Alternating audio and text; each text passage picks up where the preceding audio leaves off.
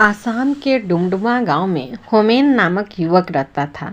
उसके पिता मर चुके थे। माँ ने ही उसे पाल पोस कर बड़ा किया था। होमेन के 4 चाचा थे।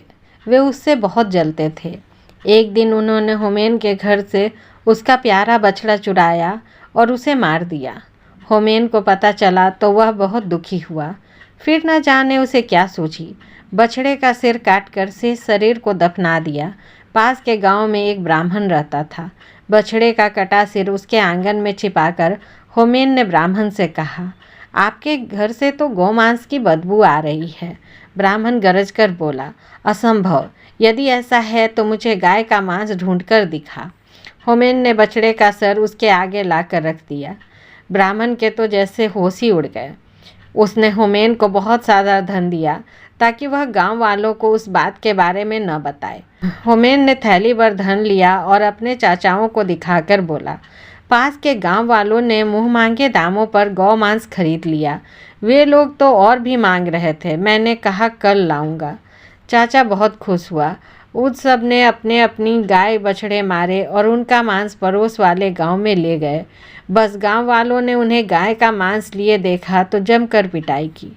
बौखलाए हुए चाचाओं ने होमेन की झोपड़ी में आग लगा दी। होमेन और उसकी माँ बेघर हो गए। बेचारी माँ के आंसू देखकर होमेन तिलमिला उठा। उसने राख इकट्ठी की और एक दूसरे गांव में जा पहुंचा। ले लो, आँख का सुरमा ले लो, इसे लगाकर गड़ा धन मिल जाता है। जिसका ब्याह न होता हो जल्दी ब्याह हो जाता है। हाथ की हाथ एक थैली सुरमा बिक गई। शेष राख होमेन ने छिपा दिया। अपने चाचा के पास जाकर बोला, मेरी तो झोपड़ी की सारी राख बिक गई। चाचा ने हैरानी से पूछा, राख बिक गई? हाँ, उसमें क्या शक है, कहकर उसने पैसे दिखाए। फिर होमेन ने उन्हें उकसाया कि वे अभी अपनी झोपड़ी जलाकर उस गांव में राख बेच आएं। बड़ी झोपड़ी की तो राख भी ज़्यादा होगी।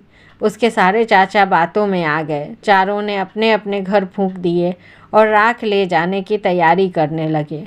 होमेन ने कहा, गांव वालों से कह देना कि हमें सुरमे वाले ने भेजा है।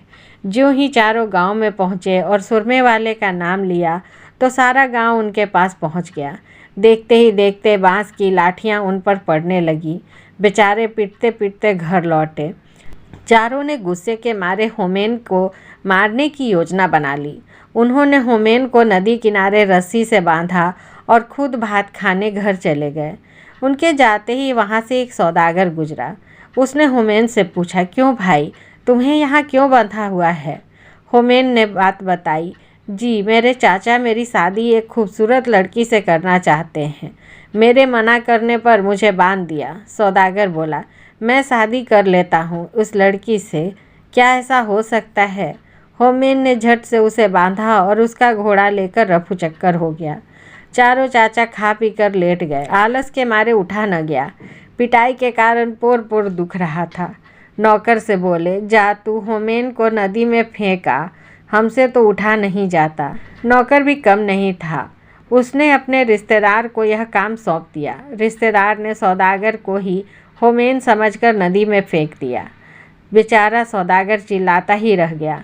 नौकर ने चाचा को सूचना दी कि काम हो गया। चारों मिलकर होमेन की मौत की खुशी मनाने लगे। होमेन ने पेड़ के पीछे छिपकर सब देखा और घोड़ा लेकर चाचाओं के पास जा पहुंचा। सबको प्रणाम कर बोला। नौकर ने गहरा धक्का नहीं दिया, इसलिए केवल घोड़ा मिला। यदि गहरा डूबता तो शायद बैल, गाय व हाथी भी लाता। चारों चाचा फिर उसकी बातों में आ गए।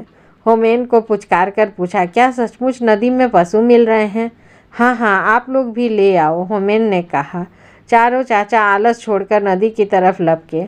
नौकर को भी साथ ले लिया। तट पर पहुंचकर नौकर को आदेश दिया, हम चारों को जोर से पानी में धकेल दो। नौकर ने आज्ञा का पालन किया। होमेन को सदा के लिए ईर्ष्यालु और दुष्ट चाचाओं से मुक्ति मिल गई।